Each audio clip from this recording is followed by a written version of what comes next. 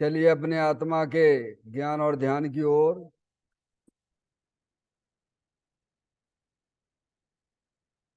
अपने चंचल मन को एवं चंचल उपयोग को स्थिर करने के लिए जिनवाणी माता के माध्यम से अपनी वर्तमान ज्ञान की पर्याय में सम्यक भेद ज्ञान उत्पन्न करते हुए शरीर और शरीर से संबंधित जितने भी चेतन अचेतन पदार्थ हैं उनका मुझ भगवान आत्मा के साथ में किसी भी प्रकार का कोई संबंध नहीं है। इस प्रकार समस्त पर पदार्थों में अपने संबंध की वृत्ति को छोड़ते हुए अंदर में जो अखंड ज्ञान ज्योति स्वरूप भगवान आत्मा है उसमें ही वर्तमान पर्याय का संबंध जोड़ते हुए कि मेरा यह भगवान आत्मा सदा काल शरीर आदि पर पदार्थों से भिन्न प्रकट अखंड ज्ञान ज्योति स्वरूप है। ऐसा अपने आप को जानो और ऐसा ही अनुभव करो कि वर्तमान में ही मेरा यह भगवान आत्मा शरीर आदि पर पदार्थों से भिन्न प्रकट अखंड ज्ञान ज्योति स्वरूप ही है।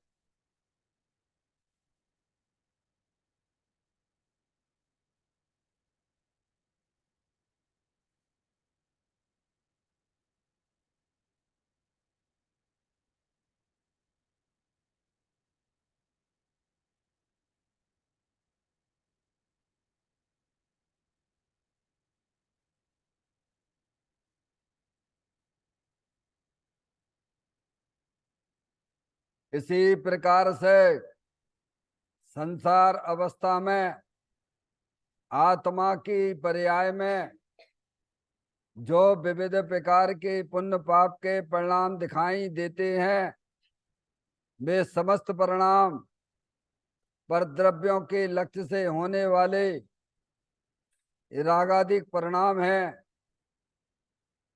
वे रागादिक परिणाम हमारी आत्मा का स्वभाव नहीं है। ऐसे समस्त रागादिक परिणामों में एकत्व बुद्धि, ममत्व बुद्धि, कर्तृत्व बुद्धि, भोक्तत्व बुद्धि तथा उन रागादिक परिणामों की ज्ञाता बुद्धि को भी छोड़ते हुए अंदर में जो अखंड ज्ञान ज्योति स्वरूप भगवान आत्मा है जो कि पूर्ण निराकुलता स्वरूप वाला है, सुख शांति के भंडार स्वरूप है, ऐसे ज्ञायक प्रभु परमात्मा में शरीर रागादिक का लक्ष्य छोड़ के मैं तो तीनों काल पूर्ण निराकुलता स्वरूप भगवान आत्मा हूँ ऐसा अपने आप को जानो और ऐसा ही अनुभव करो कि वर्तमान में ही मेरा यह भगवान आत्मा पूर्ण निराकुलता स्वरूप वाला है, सुख शांति के भंडार स्वरूप है, पूर्ण वितराग स्वरूप है।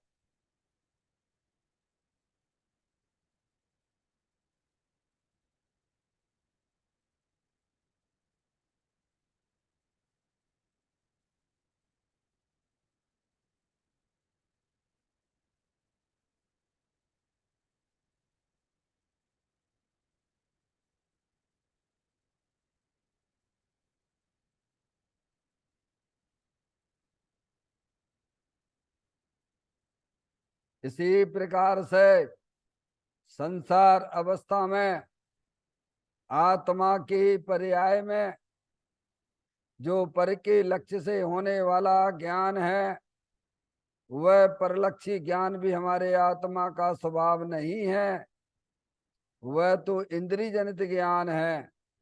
इस प्रकार शरीर, रागादिक और परलक्षी ज्ञान की पर्यायों से भी भिन्न मैं तो एकमात्र अखंड ज्ञान ज्योति स्वरूप भगवान आत्मा हूँ, ऐसा अपने आप को जानो और ऐसा ही अनुभव करो कि वर्तमान में ही मेरा यह भगवान आत्मा शरीर, रागादिक और खंड खंड ज्ञान की पर्यायों से विभिन्न एकमात्र अखंड ज्ञान ज्योति स्वरूप ही है।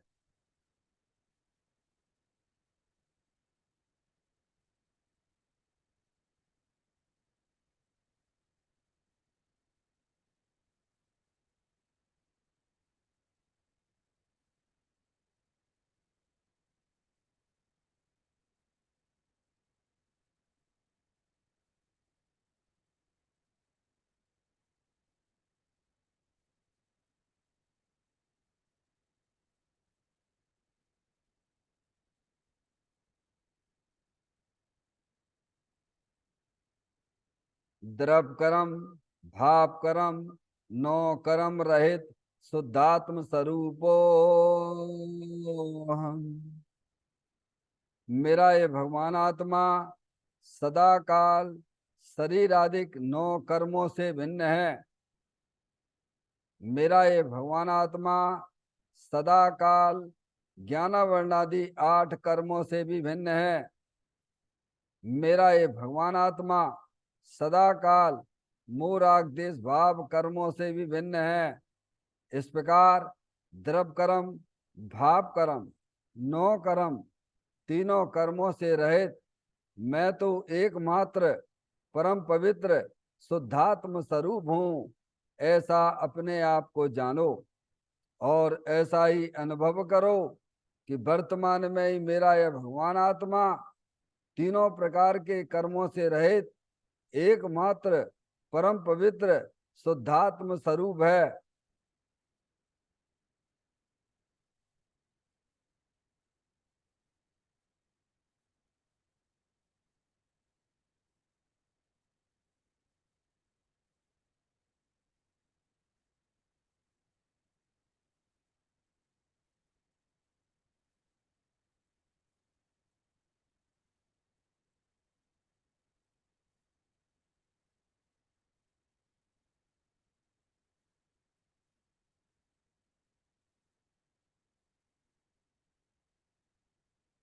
ओम नमः सिद्धेव्या। ओम नमः सिद्धेव्या। ओम नमः सिद्धेव्या। चिंतामणि सम स्वयं का चैतन्य तत्व महान है। निज का करूं मैं चिंतवन, निज का करूं श्रद्धान में। शुद्धात्मा ही देव है जो गुण अनंत निधान है। मैं स्वानुभव में देख लूं आत्मा स्वयं भगवान है।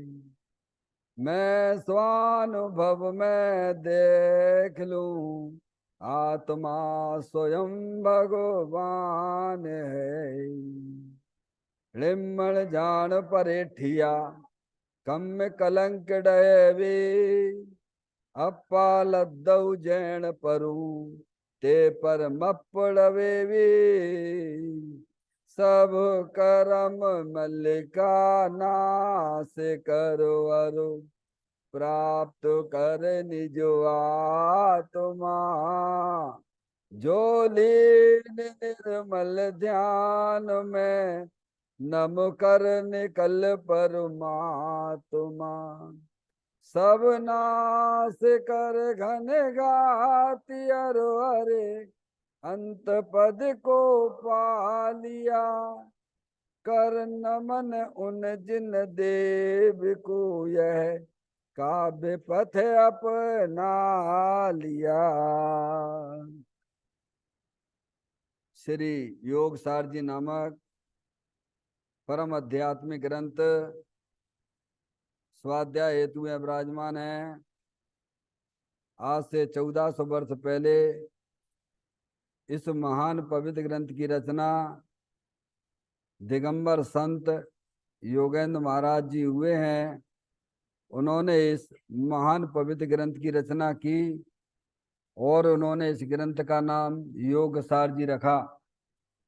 योगसार जी का सीधा सा अर्थ है कि अपनी वर्तमान शुद्ध ज्ञान की पर्याय का संबंध अपना जो त्रिकालिक ध्रुव भगवान आत्मा, जो अनंत शक्तियों के भंडार स्वरूप वस्तु है, जो सदाकाल द्रव्य कर्म भाव कर्म नौ कर्म से रहित है, ऐसे चैतन्य भगवान आत्मा के साथ में अपनी वर्तमान शुद्ध ज्ञान की पर्याय का संबंध जोड़ने का नाम योग है, जिसे शास्त्रीय भाषा में सम्यक दर्शन सम्यक ज्ञान भी कहते हैं।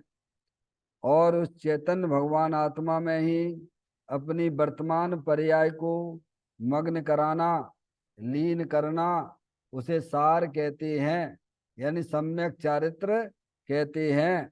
तो योग सार क्या हो गया?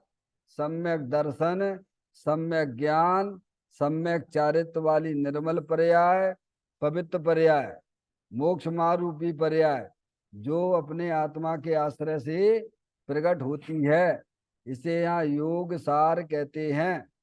देखिएगा, योग सार ग्रंथ के माध्यम से हम और आप यहाँ 28वें नंबर की गाथा का स्वाध्याय कर रहे हैं, जिसमें हमें उन्होंने दिगंबर संत ने यह बताया है कि 3 लोक में अगर कोई पूजे तो वह तेरा शुद्धात्मा जो चैतन्य आत्म वस्तु है वही वास्तव में पूज्य है, वही नमन करने योग्य है, वही भक्ति करने योग्य है, हमें उसी का आश्रय लेने लायक है। इस प्रकार की ये गाथा आई है। गाथा का पाठ अपन करते हैं। त्रिलोक के जो देव जिन देव ही है आत्मा, परमार्थ का यह कथन है, निभ्रांत है तुम जान लो। क्या बताते हैं इस गाथा में? कहते हैं जो 3 लोक के प्राणियों द्वारा ध्यान करने योग्य जिन है वह यह आत्मा निश्चय से कहा गया है।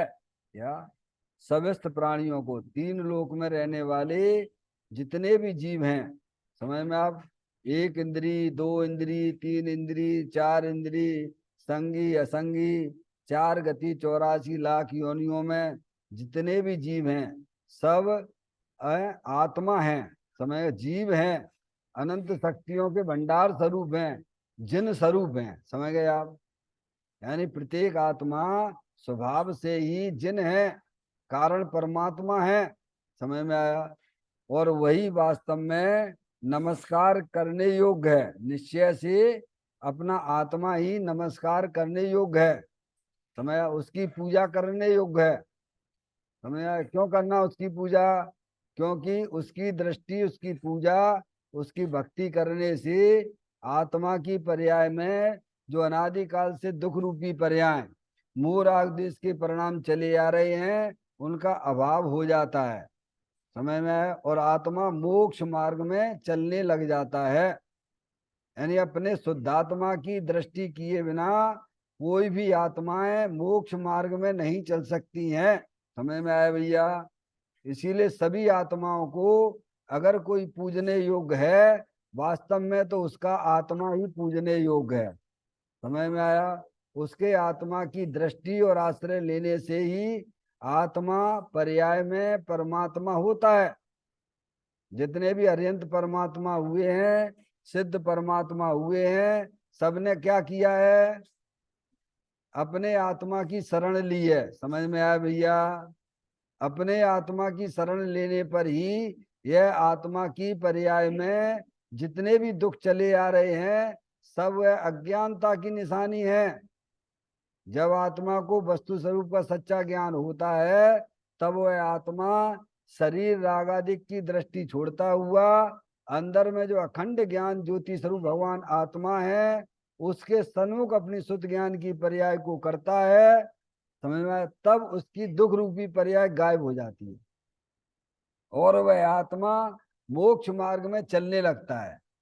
समझ? इसी को कहते हैं पुरुषार्थ। क्या है?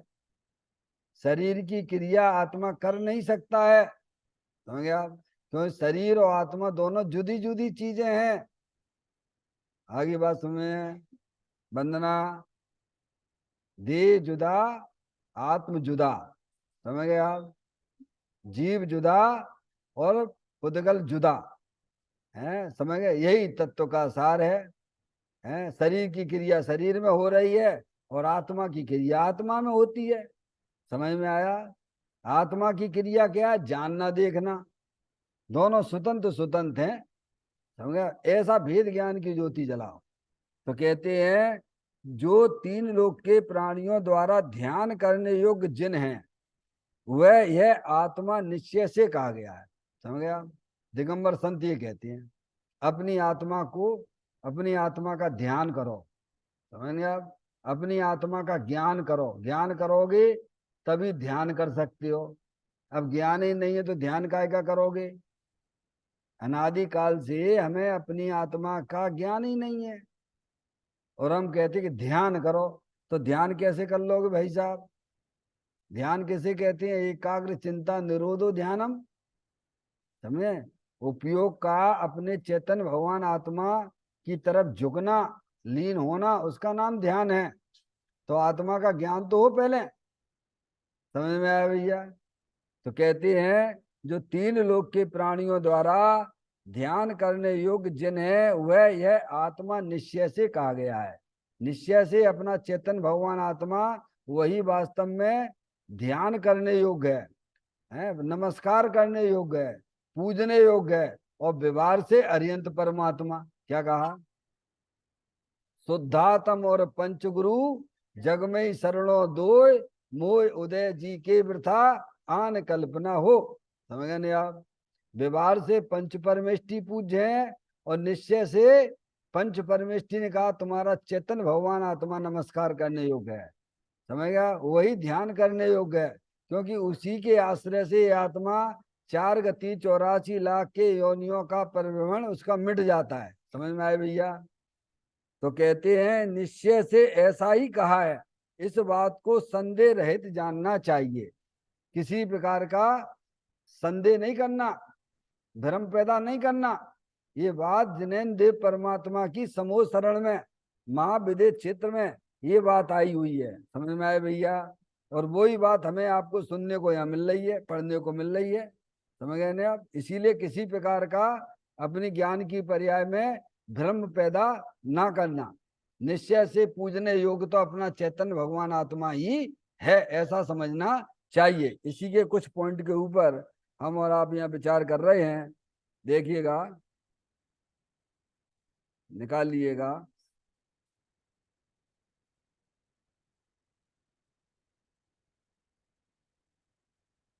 हाँ,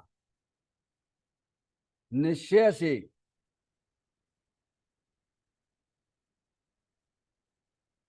निश्चय से ऐसा है इसमें संदेह ना कर, है नहीं? वास्तव में निश्चय से है नहीं, वास्तव में संदेह ना कर, इतना महान तत्व तू है इसमें भ्रांति ना कर। 100 इंद्र की उपस्थिति में सर्वज्ञ देव ने यह बात प्रसिद्धि की है कि आत्मा ही पूज्य है, व्यवहार तरीके व्यवहार है, व्यवहार नहीं है ऐसा नहीं है, परंतु व्यवहार को निश्चय से पूज्य मानना भ्रम है। भगवान के बंधन का, नाम स्मरण का, पूजा भक्ति के का शुभ राग होता है, परंतु ये जानने लायक है, पूजने लायक तो निज आत्मा ही है। भक्तिवंत प्राणी को शुभ भाव उस समय होता है, परंतु जानने लायक व्यवहार से आदरने लायक कहा जाता है, निश्चय से आदरने लायक नहीं। तीन लोक के नाथ सर्वज्ञ देव व्यवहार से पूज्य हैं। यदि ऐसा न माना जावे तो मिथ्या दृष्टि हो जाए। देखिए क्या बात आई है इसमें। कहते निश्चय से यानी वास्तव में ऐसा है, इसमें संदेह ना कर। क्या वास्तव में जैनेन्द्र परमात्मा ने और बीतरागी संतों ने, माँ जिनवाणी माता ने यही बताया है कि अपना चैतन्य भगवान आत्मा वही वास्तव में पूजा करने योग्य है। समझ में आया भैया? कितनी पूजा करते हो अपनी आत्मा की? लगता है कि इसकी भी पूजा होना चाहिए। किसकी किसकी पूजा? लगता है कभी जिंदगी में? पूरी मनुष्य पर्याय निकलती चली जा रही है, एक एक समय निकल रहा है। जब भी पूजा का नाम लिया जाएगा, भक्ति की बात की जाएगी, तो भगवान की पूजा भक्ति दिखाई देती है जो वेदी पे बैठे हुए हैं। कभी हमें लगता है कि अपना चेतन भगवान आत्मा की पूजा करना चाहिए। तो पारसमणि कहाँ जा रहे? कितनी भगवान की पूजा करी? तो हाल कह दो कि दो पूजाएं करी। कौन की? कौन की पूजा करी? अपने आत्मा की कोई पूजा होती है क्या? क्यों? अरे अपने आत्मा की ही पूजा करने योग्य है। समझ में आया? वास्तव में पूजा करने योग्य तो अपना भगवान आत्मा ही है। और तुम भगवान अरियंत परमात्मा की बात नहीं समझ रहे हो, नहीं मान रहे हो, तो ये बहुत बड़ी अज्ञानता है। पारसमणि, भगवान के दर्शन का मतलब क्या है? भगवान के दर्शन का मतलब क्या है? कि बैठ के निज के दर्शन करना शांति से। अब है कहाँ शांति? क्या नहीं आई समझ में? शांति जहाँ शांतिनाथ भगवान तो अंदर में ही विराजमान है, पर हमने कभी अपनी मान्यता ऐसी बनाई ही नहीं है। हमने जब भी सुख शांति देखी तो कहाँ देख रहे हैं? स्पर्श इंद्री के विषयों में, रसना इंद्री के विषयों में, चक्षु इंद्री के विषयों में, पांच इंद्री के विषयों में सुख शांति हमें दिखाई देती है। समझ में यार? संयोग इकट्ठे कर लो तो सुख शांति मिलेगी। भगवान कह रहे एक बार तुम विचार तो करो, क्या उन पंचेंद्री के विषयों में सुख शांति नाम की कोई शक्ति गुण है क्या? है? सुख शांति आनंद नाम की शक्ति किसमें है? बोलो, किसमें है? जीव द्रव्य में है कि पुद्गल द्रव्य में है कि धर्म द्रव्य में है कि अधर्म द्रव्य में है कि आकाश द्रव्य में है कि काल द्रव्य में है? है? जीव द्रव्य में है, सीधी सी बात है। समझ में आया भैया? एक जीव द्रव्य है, वह सुख शांति के बना हुआ है, ज्ञान आनंद का बना हुआ है। समझ में आया? अब वो ज्ञान आनंद स्वरूप जीव वस्तु है, आत्म वस्तु है, और जब तक उसका ज्ञान नहीं करोगे, उसका श्रद्धान नहीं करोगे, तो क्या हमारी पर्याय में सुख शांति आ सकती है क्या? तो हमें सुख शांति चाहिए कि नहीं चाहिए? चाहिए तो भगवान अनादि से हम चाह रहे हैं, पर मिल नहीं रही है। क्या है? भवन में जीवर घूम चुका, कर्ण कर्ण को जी भरो भरो देखा, मृग सम मृग तृष्णा के पीछे, मुझको न मिली सुख की रेखा। कैसे मिलेगी भगवान? अब बारी बार देखते रहोगे तो क्या सुख शांति मिलेगी? क्या आनंद मिलेगा भगवान? तो प्रभु कैसे मिलेगा सुख शांति? तो कहते अंदर चेतन भगवान आत्मा सुख आनंद आनंद की वस्तु है, अतीन्द्रिय आनंद है, अरूपी है, अनंत शक्तियों के भंडार स्वरूप है, अविनाशी है। उसका तुम ज्ञान करो, उसका श्रद्धान करो कि अपने चेतन भगवान आत्मा में सुख शांति भरी हुई है। समझ में आया? अभी तो ज्ञान और श्रद्धान का ही पता नहीं है। समझ में आया भैया? पारसमणि, जिसके ज्ञान और श्रद्धान का ही पता नहीं है, तो क्या वो मार्ग में चल सकता है क्या? क्या उसे सुख शांति मिल सकती है क्या? निर्णय तो करो, जगत में सुख शांति आनंद वाली कोई वस्तु है तो वह आत्मा है। और वह आत्मा कहाँ रहता है? तो कि अंदर दे वाले में ही रहता है। समझ में आया भैया? और जब तक उसकी दृष्टि नहीं होगी तब तक हमारी पर्याय में सुख शांति प्राप्त होने वाली नहीं है। चाहे जितने तुमने अनंत बार बैरमुख होकर उपाय किए, लेकिन पर्याय में कभी सुख शांति आई नहीं है। भगवान कह रहे एक बार तो हमारी बात सुन लो ध्यान से। समझ में आए भैया? तुम्हें सुख शांति तो चाहिए, लेकिन बैर मुक्ता से नहीं मिलेगी, अंतर मुक्ता से मिलेगी। समझ में आए भैया? अब इसका उपाय हम कितना करते हैं 24 घंटा में? तो भैया पारसमणि कितना उपाय कर रहे हैं? कभी देखने की कोशिश करते हैं अंदर में? हैं? जो करते हैं वे भव्य जीव हैं, और जो नहीं कर रहे वे अभव्य हैं। और क्या है? क्या? जो अपने उपयोग को, अपनी पर्याय को अंतर्मुख होके चेतन भगवान आत्मा की तरफ निहारते हैं वे भव्य जीव हैं। और जो अपने आत्मा को छोड़कर बाहरी पर पदार्थों में सुख की कल्पना करे बैठे वे सब अभव्य हैं। समझ में आया भैया? तो कहते हैं निश्चय से निश्चय से ऐसा है, इसमें संदेह नहीं करना। क्योंकि ये बात जो बताई जा रही है ये अरियंत परमात्मा की दिव्य ध्वनि में आई हुई बातें। समझ में आया भैया? इतना महान तत्व कौन है? तू है। क्या कहते हैं? जनवाणी माता क्या कह रही है? तुम कितने महान हो, हैं? बोलो। और हम अपने आप को कैसा देखते हैं कि मेरे जैसा दुखी प्राणी जगत में नहीं है। वे कह रहे तेरे जैसा सुखी प्राणी जगत में नहीं है। सबसे महान तो अगर कोई जगत में है तीन लोक में तो कहे तू है। कौन है? और हम का माने बैठे मेरे जैसा दुखी प्राणी जगत में नहीं है। बताइए आप। माँ जनवाणी कहती है कि सबसे महान तुम हो। क्या? पारसमणि है? अरियंत भगवान से भी महान हो के नहीं हो? सबसे महान का मतलब क्या? दुनिया में जितने भी चेतन अचेतन पदार्थ हैं उन सबसे महान तुम हो।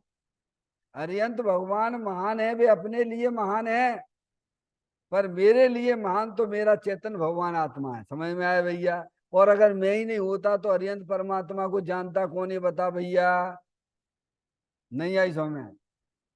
है? अगर मैं नहीं होता तो ये अरियंत परमात्मा है तो इन्हें जानता कौन? महान वस्तु अरियंत परमात्मा, सिद्ध परमात्मा कही जाती हैं। समझ में आया? लेकिन जानने वाला ही नहीं हो तो? जैसे कोई कोहिनूर हीरा है, लाइन लगी हुई है देखने के लिए। समझ में आया भैया? और आंख ना हो तो कोहिनूर हीरा की कीमत की आंख की कीमत है? हैं? ज्ञान की कीमत है। तो सबसे महान मैं हूं इस जगत में। अगर कोई महान है तो मैं चेतन आत्म वस्तु हूं, सबसे महान हूं। और जितने महान हो उतने महान अपने आप को जानो मानो। क्या? समझ में आया भैया? क्योंकि ये पंच परमेष्टि हमें बता रहे हैं कि जगत में अगर कोई महान है तो वह तुम्हारी आत्मा हो, तुम महान हो। समझ में आया भैया? इतना महान तत्व तू है, इसमें भ्रांति ना कर। क्या भगवान कि मेरे से भी कोई बड़ा होगा? वंदना कितना ज्ञान की पर्याय में भ्रम पैदा चल रहा है। बोलो भगवान, वे भ्रम चल रहा है कि नहीं चल रहा है? हैं? क्या कह रहे? विभ्रम रूपी चादर यानी क्या? शरीर है सो मैं हूं, रागादिक वाला मैं हूं। भगवान कहते नहीं, ये विभ्रम रूपी चादर को उठा के अलग फेंक दो, ज्ञान के नेत्र खोलो, सुख शांत रस से लवालब है, ज्ञान सागर आत्मा, बेभ्रम की चादर उठा, सर्वांग पर घट आत्मा। हे भाव जन इस लोक के सब एक साथ नहाइए, इसे ही अपनाइए, इसमें ही मग्न हो जाइए। आचार्य अमृतचंद देव जी कहते क्या, ये विभ्रम रूपी चादर को भेद ज्ञान के द्वारा दूर कर दो कि अंदर जो चेतन आत्म वस्तु है बस वही मैं हूं, मैं सबसे महान हूं। समझ में आया भैया? ये शरीर है सो मैं नहीं हूं, ये रागादिक पंडितियां हैं ये भी मैं नहीं हूं, मैं तो अनंत सुख शांति के भंडार स्वरूप वस्तु हूं। इसे ही अपनाइए और इसमें ही मग्न हो जाइए, ये कर्तव्य है जीव का। समझ आया? ये हमें कभी दिखता ही नहीं है कर्तव्य। तो कहते हैं इसमें भ्रांति ना कर, 100 इंद्रों की उपस्थिति में सर्वज्ञ देव ने यह बात प्रसिद्ध की है। क्या की है? ये बात कहां पर कही गई है? समूह शरण में चले जाइए। हैं 100 इंद्र हैं विशिष्ट, समझ गए? विशिष्ट विशिष्ट ज्ञान सब सम्यक दृष्टि जीव, समझ गए ना आप? 100 इंद्रों की उपस्थिति में यह बात भगवान की दिव्य ध्वनि में आई हुई बात है। लाखों करोड़ों देवों की उपस्थिति में, 100 इंद्रों की उपस्थिति में ये भगवान की दिव्य ध्वनि में आई है। अरे भावलिंगी संत भी समोसरण में बैठे हुए हैं जो अपने आत्मा के स्पेशलिस्ट हैं। गौतम गड़धर, गड़धर जैसे हैं कितने गड़धर, 4 ज्ञान के धनी, उनके सामने ये बात आई है कि अगर जगत में कोई अगर महान वस्तु है तो दे देवल में भगवान आत्मा चैतन्य आत्म वस्तु वो ही महान है। समझ? वो मैं हूं, ऐसा अपनापन लाइए। समझ गया?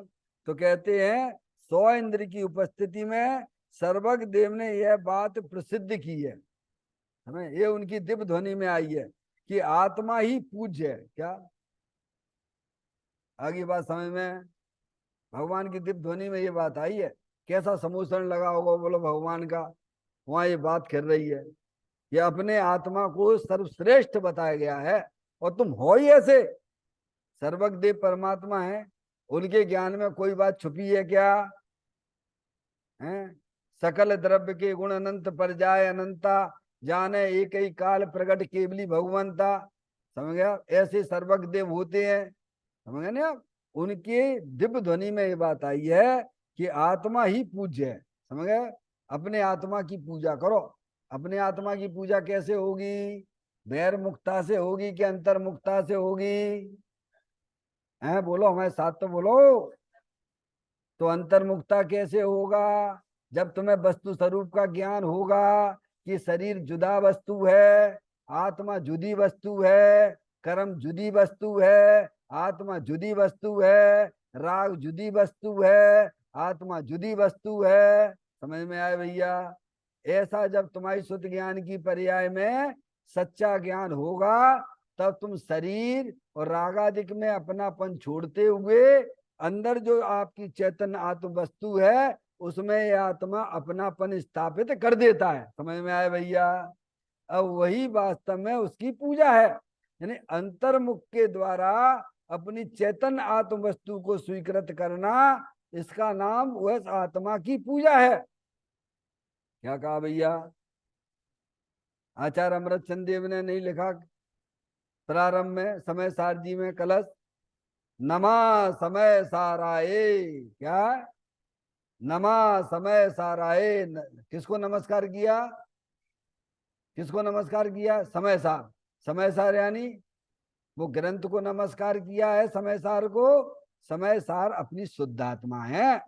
जैसे योग सार ये ग्रंथ है, तो योग सार का मतलब क्या है? सम्यक दर्शन, सम्यक ज्ञान, सम्यक चारित्र वाली निर्मल पर्याय, पवित्र पर्याय। समझ में आए? आगे बात समझ में? वो योग सार ग्रंथ है अपने अंदर चेतन भगवान आत्मा को बताने वाला है। ऐसे ही समय सार जो ग्रंथ है ना, वो अंदर अपना जो चेतन आत्म वस्तु है, जो द्रव कर्म भाव कर्म नौ कर्म से रहित है, उसको नमस्कार करना। नमा समय साराए स्वानुभूतिया चकात से चित स्वभावाय भावाय सर्व भावांतर छिदे। समझ में आएगी भैया?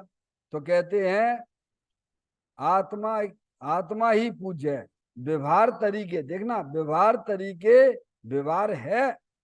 क्या कहा? व्यवहार तरीके व्यवहार है, व्यवहार नहीं है ऐसा नहीं है, भगवान अरिहंत भगवान की पूजा भक्ति। अन्य देवी देवता की तो बात छोड़ दी, वो तो कचरा साफ हो गया आपके ज्ञान की पर्याय में। अन्य देवी देवता जैसे पूज्य लगते हैं, अभी उसकी दिल्ली बहुत दूर है। समझ में आया भैया? जिसे अरिहंत भगवान ही पूज्य लगते हैं, अन्य देवी देवता पूज्य नहीं लगते हैं, तो अभी वह अपनी मर्यादा में आया। कहाँ आया है? सब कचरा उसका साफ हो चुका है। क्या हो गया है? इतनी बात समझ में आई? वंदना, जिसे अन्य देवी देवता पूज्य लगते हैं, तो वो अभी अरिहंत भगवान की आमना से भी बाहर है। समझ में आया? उस जिसे अरिहंत परमात्मा ही पूज्य लगते हैं, समझ में आया? तो मर्यादा में आया, जैन देशना की मर्यादा में आया कि अरिहंत परमात्मा वो व्यवहार से पूज्य हैं। व्यवहार से अन्य देवी देवता भी पूज्य नहीं है, वो भी हैं, क्योंकि उन्होंने तुम्हें मार्ग बताया है। क्या भगवान? आपका कोई व्यक्ति थोड़ा सा उपकार कर दे तो उसके प्रति आपको अंदर में बहुमान आता है कि नहीं आता है? ऐसे ही ज्ञानियों को भी है, उनको ये मार्ग अनादिकाल से भूले हुए थे, मालूम ही नहीं थे। समय जन्म मरण कर रहा था आत्मा, उसको ये ज्ञान हुआ, माँ जनवाणी माता ने ज्ञान कराया कि अंदर जानने देखने वाली चेतन आत्म वस्तु वो तुम हो, शरीर तुम नहीं हो। क्या ये महान उपकार नहीं है जनवाणी माता का? तो व्यवहार से पूज्य हैं, और निभे कहते हैं कि निश्चय से पूज्य तो तुम्हारा चैतन्य आत्मा है। समझ? ऐसे ही कहते हैं व्यवहार तरीके व्यवहार है, व्यवहार नहीं है ऐसा नहीं है। ज्ञानियों को जब तक उनकी पर्याय में पूर्ण वितराग दशा की प्राप्ति नहीं होती है, तब तक बीच में शुभ भाव जैसा व्यवहार चलता है। आगे बात समझ में? कहते हैं व्यवहार तरीके व्यवहार है, व्यवहार नहीं है ऐसा नहीं है, परंतु व्यवहार को निश्चय से पूज्य मानना भ्रम है। क्या कहा? व्यवहार व्यवहार तरीके से पूज्य है, लेकिन व्यवहार को ही तुम निश्चय मान लो तो कि बस ऐसे ही करते करते अपना कल्याण हो जाएगा, तो क्या हो जाएगा भाई साहब? ना तुम निश्चय को जानते हो और ना व्यवहार को समझते हो। भगवान की वाणी तुम समझे ही नहीं। भगवान कह रहे हैं कि तुम्हारा आत्मा निश्चय से पूज्य है, रहने योग तो अपना चेतन भगवान आत्मा कहाँ है? पर्याय अपने चेतन भगवान आत्मा में रहे हैं, और अपने भगवान आत्मा में ना रह सके तो कहाँ रहे? पंच परमेष्टि के पास रहे। जैसे विवाहित लड़की को रहने के लिए उसका पति है, पति के साथ में रहे। कहाँ रहे? अरे विवाहित लड़की को कहाँ रहना चाहिए? है ससुराल में पति के साथ में रहे। समझ? ससुराल में भी अपने पति के साथ में रहे। हैं? समझ में आए? ऐसे ही पर्याय पर्याय रूपी स्त्री को रहने योग अपना द्रव्य स्वभाव पति है, समझ में? अपना आत्मा वहां रहे और वहां नहीं रुक सके तो कैसे में कदाचित भगवान की पूजा भक्ति स्वाध्याय आदि में रहे। समझ में आ गई भगवान? और वो उसी को ही सब कुछ मान ले तो, व्यवहार को ही परमार्थ मान ले तो क्या हो गया? तो उसने शुभ भाव को उपादेय माना और अपने चैतन्य भगवान आत्मा को हे जाना। क्या जाना? नहीं आई समझ? तो ये कहते हैं कि व्यवहार को निश्चय से पूज्य मानना भ्रम है। भगवान के बंधन का, नाम स्मरण का, पूजा भक्ति का शुभ राग होता है। हमें ज्ञानियों को भी है, ज्ञानियों को सम्यक दृष्टि हो, चाहे देशव्रती हो, चाहे भावलिंगी संत मुनराज हो, उनकी पर्याय में भी जितना राग विद्यमान है वह शुभ राग है, सम्यक दृष्टि है। सम्यक दृष्टि को भी क्या है? दर्शन मोहिनी चला गया, तीन चौकड़ी कसाय का सद्भाव है। समझ में आया? अनंतानबंदी कसाय गई है, अब उतना उतना राग है ना, समझ गए? तो उतना जो है राग उसको विद्यमान है देव शास्त्र गुरु के प्रति। अब धीरे धीरे वह आत्मा अपनी आत्मा की साधना आराधना करता हुआ देशव्रती होता है, तो दो चौकड़ी कसाय का अभाव हो गया। तो जितना राग है देशव्रती को उतना व्यवहार उसका होता है पंच परमेष्टि के प्रति। समझ में आया भैया? ऐसे ही भावलिंगी संत भी है, समझ में आया? उनको एक चौकड़ी कसाय का सद्भाव है, संजुलन कसाय का सद्भाव है, तो उतना व्यवहार उनके जीवन में देखा जाता है, समझ गए, होता है, समझ गए ना। तो यहाँ ये कहते हैं व्यवहार से, व्यवहार को निश्चय से पूज्य मानना भ्रम है। भगवान के बंधन का, नाम स्मरण का, पूजा भक्ति का शुभ राग होता है, परंतु ये जानने लायक है। क्या है? ये करने लायक नहीं। करने लायक तो अपना चेतन भगवान आत्मा में आनंद लूटने लायक है। क्या है? क्या करने लायक है? ये व्यवहार जानने लायक है। करने लायक क्या है? अंदर से आवाज क्या आना चाहिए? करने लायक क्या है? अंदर से आवाज परिणाम कैसे आना चाहिए? करने योग्य तो ये है कि अपने चेतन भगवान आत्मा का आनंद लूटना, समझे। और बीच में ऐसा व्यवहार आता है और वह व्यवहार जानने लायक है, समझे, करने लायक नहीं है, परंतु ये जानने लायक है।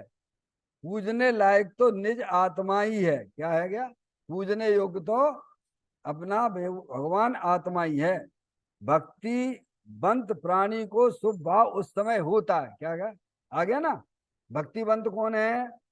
सम्यक दृष्टि से लेके भावलिंगी संत मुनराज तक सब अपने आत्मा की भक्ति करने वाले हैं। समझ गए आप? समझ में आ रही? भक्तिवंत यानी जो ज्ञानी है, जो धर्मात्मा है, उन सबको है प्राणी को शुभ राग, शुभ भाव उस समय होता है, होता है। समझ गए नहीं आप?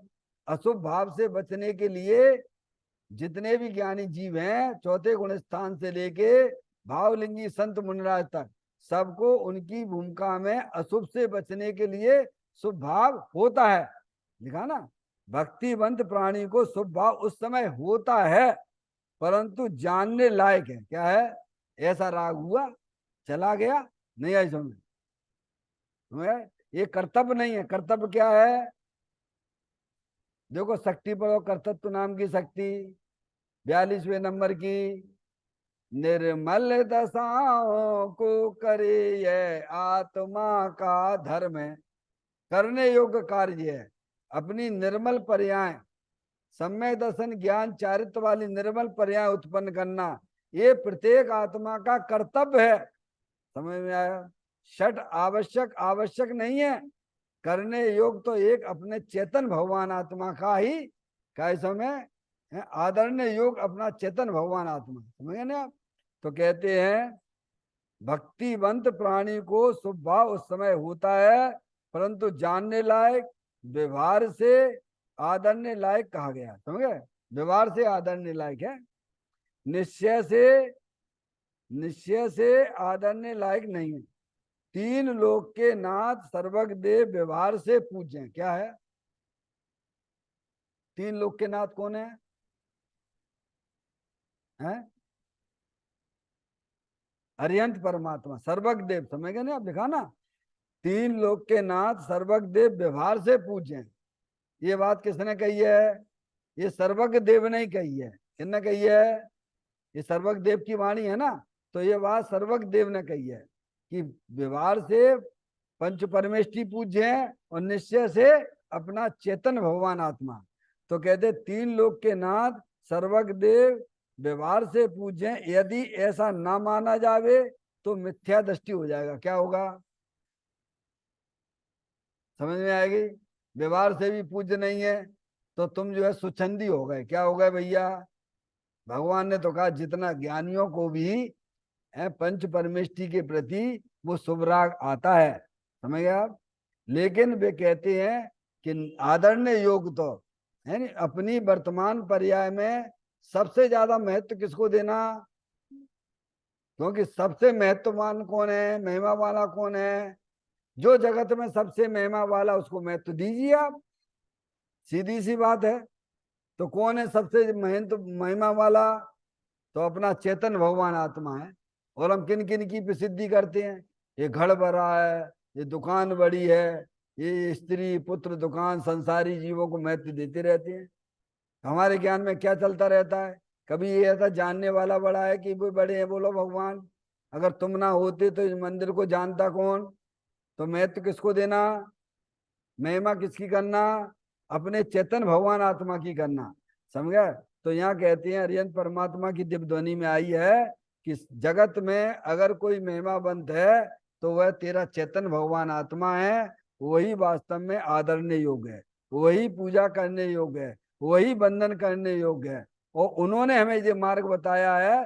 तो व्यवहार से जब तक आत्मा की पर्याय अपने द्रव्य स्वभाव में पूर्ण रूप से स्थिर नहीं होती है, तब से व्यवहार में पंच परमेष्ठी पूज्य कहे जाते हैं। लेकिन अगर ऐसा व्यक्ति नहीं मानता है तो वह मिथ्या दृष्टि है, वह सुछंदी है, वह भगवान की वाणी को समझता ही नहीं है। इस प्रकार से हमें समझना चाहिए। निज निधि निज में बताई, यह अनंत अनंत उपकार है, उसके लिए जिन वाणी माँ को वंदना सतबार है, वंदना सतबार।